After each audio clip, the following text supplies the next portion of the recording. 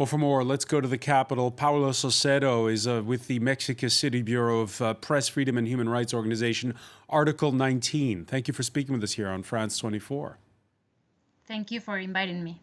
What do you make so far of this latest murder?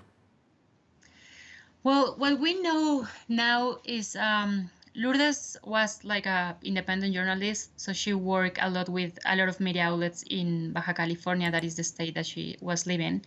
But she was mainly covering things related to politics and corruption in that state.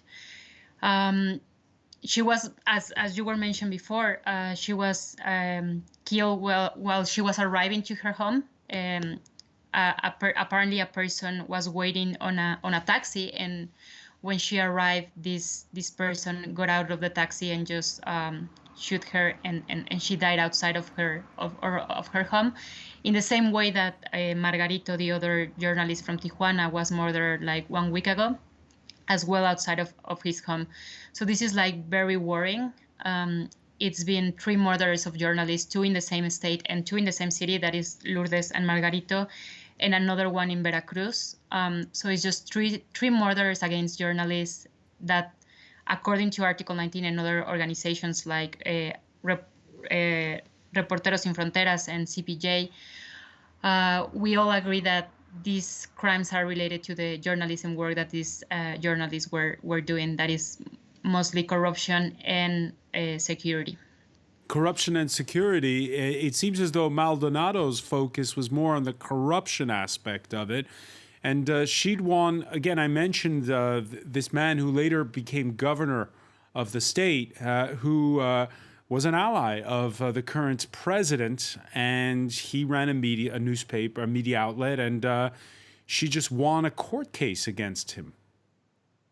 Yeah, she like the last week she won this lawsuit that it was for like years, and the decision, because she used to work for this media outlet that the former governor like owns, so she won, and the state, or this company, and the former governor Bonilla, now they have to, it was ordered that they needed to pay to Lourdes, and yeah, 1 week after she was murdered. We're not saying that it was because of this, but we're saying that is another thing that the authorities needed to include in the investigation that it's going to like. So President Obrador is right when he says don't jump to conclusions.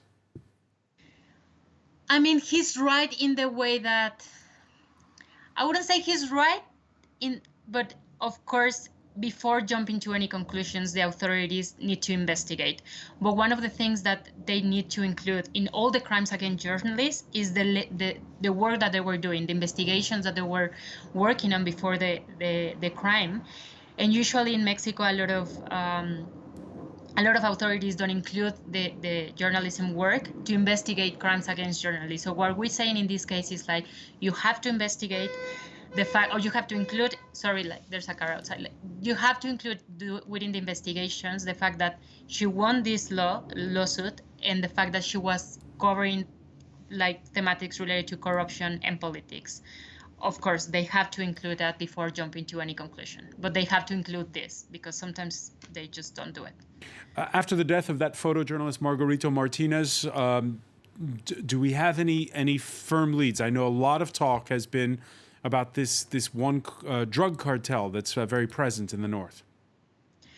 What we know so far is like the gun that was used to kill him. It's apparently, or was owned by this cartel Jalisco Nueva Generación. And Margarito used to cover a lot of, he also collaborated with a lot of media outlets in the state, but what we're saying is like he mostly focused on security and what we call nota roja in Mexico. So a lot of things related to crime, organized crime in the state. So I think that these findings, they have to be also included in the investigation, and just to identify first the material perpetrators, but also the intellectual perpetrators behind this crime. All right, so you have this high crime in a border town where smuggling is one of the lucrative trades that this cartel, you mentioned it, it's mostly known by its initials, the CJNG. And Yeah. everyone was stunned by those images that came out recently of a town near the capital, near the Pacific coast, where the cartel showed off the fact that it had drones carrying explosives Yeah. dropping on a community before the National Guard responded and drove the attackers out of town. They were targeting, I believe, a self-defense group in that village. But what does that tell you about the current situation when it comes to how to tackle these cartels? The thing here is like this like war against the drugs it has just created more violence in the state, has like the organized crime or the cartels now they have diversified themselves, so now they are involved in other crimes, not just drugs, so that it makes it more complex to actually like tackle them. That's one thing. Of course, corruption and the fact that in a lot of states authorities they work together with the organized crime. There's a lot of corruption, increasing militarization. It's well known that never brings more peace. And the problem is like there are a lot of places like Michoacan, Veracruz, Sonora, like a lot of cities and states where the presence of organized crime is so strong and so big, and it's completely colluded with the Mexican state, that whoever is reporting about that, it's completely like it's in a great danger. And that's why journalists in Mexico are like, it's super dangerous to be a journalist in Mexico because of corruption and because of insecurity and because journalists work to bring information or to provide information to society about these links and about what is actually happening. And it's just like it is very Okay, so complex. Yeah. let me just ask you, Paula Saucedo, being a journalist in Mexico, it's fraught with danger. It's been fraught with danger for years. But Yeah. again, what's catching everyone's attention is the fact that it is two journalists, 1 week apart in Yeah. Tijuana. Why? Yeah. That's I don't know the answer to that. It's actually something that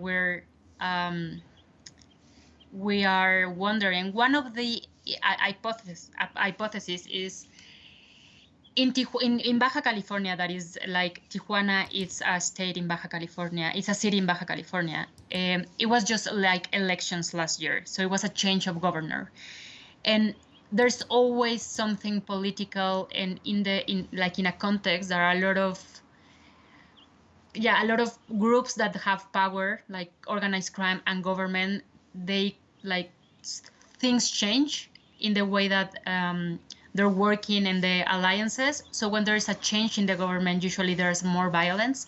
So that's one hypothesis. And also it's related to the things that they were reporting: corruption and security.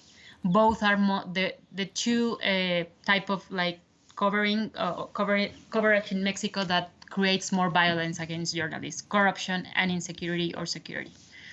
So I think it's something related to the change of the government, the things that are happening with the organized crime, and the things that they both were reporting.